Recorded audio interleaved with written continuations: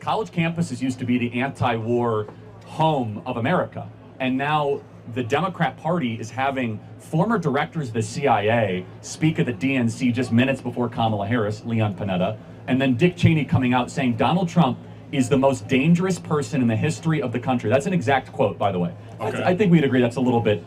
I know, actually, I do agree with that quote. Oh, you think yeah. Donald Trump's the most dangerous person in the history of the country? Completely. I believe the way that he tried to go across and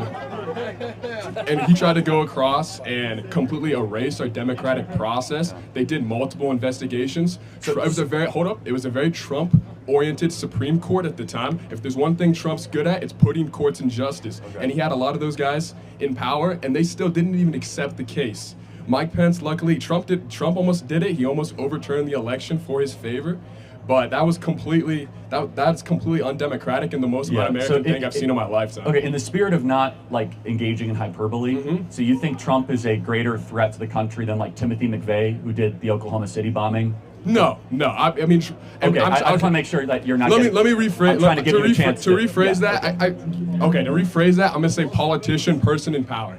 Timothy McVeigh didn't do the Oklahoma City. Someone said, okay, politicians in power. So more so than Jefferson Davis, who led the Confederacy. Modern politicians in power. Modern okay, all right, no, person, people alive. Fair enough. You can keep trying to divert it, but I'm talking about right now. Okay, we're closing the window a little bit, but that's okay. I'm glad that we are. So more so than George W. Bush, who launched 2 illegal wars and killed thousands of Americans and millions of Iraqis. Well, I just want to be clear. The personal standard, effect, the Constitution, in my eyes, almost got completely overturned. By Trump. Okay, so I just want to make sure that we're dealing in the democratic process. Okay. Yeah, we are dealing in the same planet. I was there. I saw all that happen. You were there on January 6th? Wow, I was watching it on TV. Okay. No, but I just want to be clear. Good diversion. I just want to be clear, though. You did ask about Dick Cheney, which I think is interesting. We go back to Dick Cheney. But no, with Donald Trump, it's fine. So how did he overturn or try to overturn the U.S. Constitution? He did not win the election. And he claimed that he did, and he did everything in his power to stay in power. Are you allowed to challenge results of an election? Absolutely. That's what he did.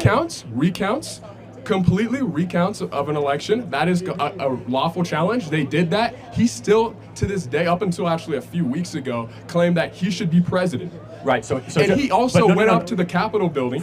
Hold on. Whoa. First of all, he didn't go to the Capitol building. No, he didn't. You're right. But if Mike Pence, you're right. I'm saying his supporters. You're right. Mike Pence, which he told to go peacefully and patriotically go to the Capitol building. They did not. Well, some did actually. Most did not. I did not see that. Not most did. You know, there was only about 40 or 50 violent people out of 3,000 people on the day of January 6th. By the way, that's not what I saw. Who died on January 6th? Trump supporter. Yeah, only person who died was Ashley Babbitt, killed by Nancy Pelosi's bodyguard. A Trump supporter was murdered. Trump supporters didn't kill anyone.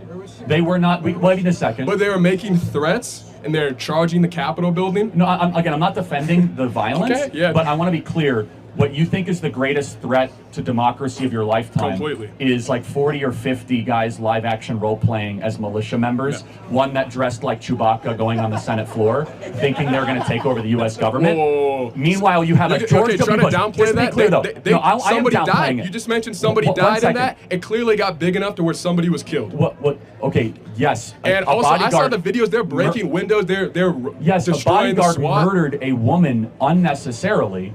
And yes, I'm not. She said, "Do not cross this door," and she got shot. Wow, you think that's okay? I hate to see that.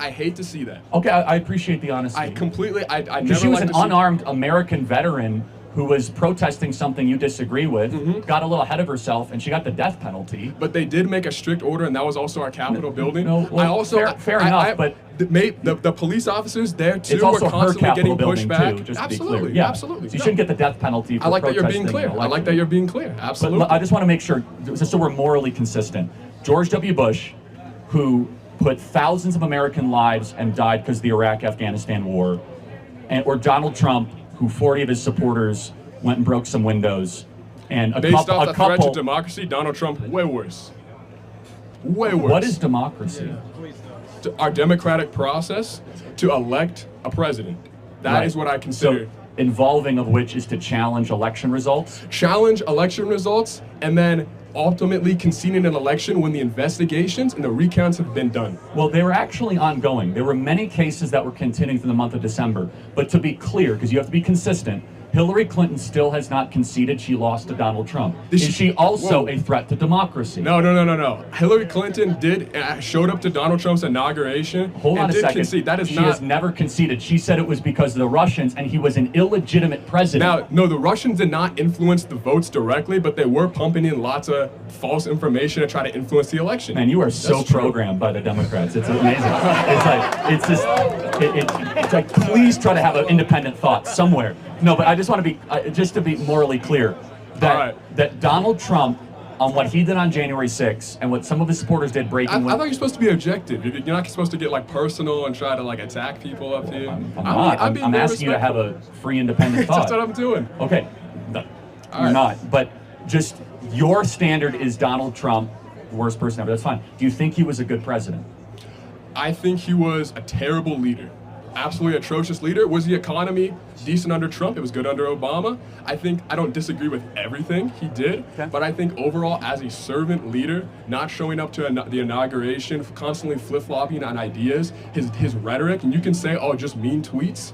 As a leader, you're responsible for that. That stuff trickles down to the American people and ultimately can have really adverse effects. So let's just do a hypothetical. You have someone who you consider to be a bad leader, but the country is in a better place, or someone who pretends to be a good leader and the country is going to hell. Which decision would you make? I'd pick a good leader.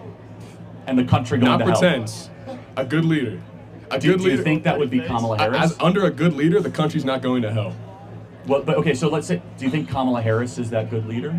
I think Kamala Harris is better than Donald Trump, so